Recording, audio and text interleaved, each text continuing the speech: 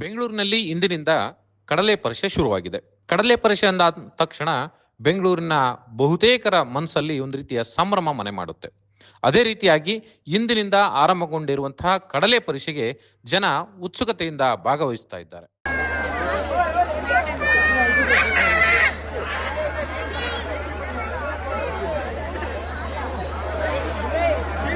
ಕಳೆದ 2 ದಿನಗಳ ಮುಂಚಿತವಾಗಿಯೇ ಬೆಂಗಳೂರಿನ ಬಸವನಗುಡಿಯಲ್ಲಿರುವಂತಹ ದೊಡ್ಡ ಗಣಪತಿ ದೇವಸ್ಥಾನದ ಸುತ್ತಮುತ್ತ ಸಾವಿರಾರು ಸ್ಟಾಲ್ಗಳನ್ನು ಹಾಕಲಾಗಿದೆ. ಸೊ ಇಲ್ಲಿ ಕಡಲೆ ಪರಿಷೆಯ ಹಿನ್ನೆಲೆಯಲ್ಲಿ ಕಡಲೆಕಾಯಿಯನ್ನ ಮಾರುವಂಥದ್ದು ಒಂದು ಭಾಗ ಆದರೆ, ಮತ್ತೊಂದು ಕಡೆಯಲ್ಲಿ ಸಿಹಿ ತಿನಿಸುಗಳಿರ್ಬೋದು, ಆಟಿಕೆಗಳಿರ್ಬೋದು, ಅಥವಾ ಬೇರೆ ಬೇರೆ ವಸ್ತುಗಳನ್ನು ಮಾರುವಂತಹ ಸ್ಟಾಲ್ಗಳು ಕೂಡ ಸಾಕಷ್ಟು ಸಂಖ್ಯೆಯಲ್ಲಿ ಆಲ್ರೆಡಿ ಹಾಕಾಗಿದೆ.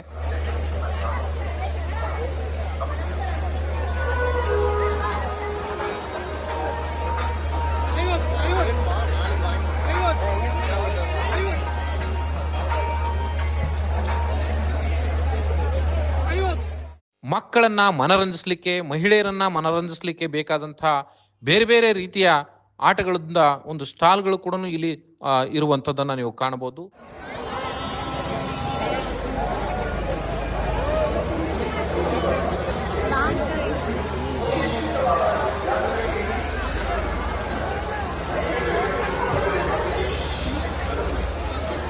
ಅದ್ದೂರಿಯಾದಂತಹ ಕಡಲೆ ಪರಿಷೆ ಬಸವನಗುಡಿಯಲ್ಲಿ ನಡೀತಾ ಇದೆ.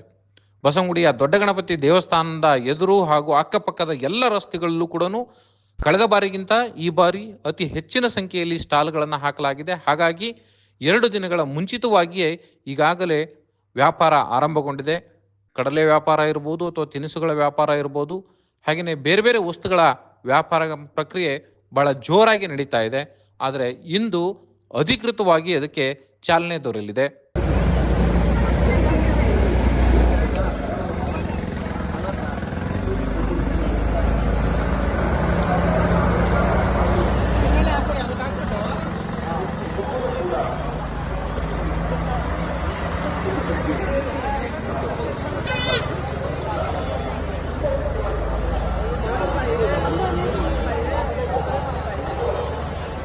ಸಚಿವರಾದಂತಹ ರಾಮಲಿಂಗಾರೆಡ್ಡಿ ಅವರು ಪ್ರತಿ ವರ್ಷದಂತೆ ಈ ಬಾರಿ ಕೂಡ ಈ ಕಡಲೆ ಪರಿಷೆಗೆ ಚಾಲನೆಯನ್ನ ನೀಡಲಿದ್ದಾರೆ.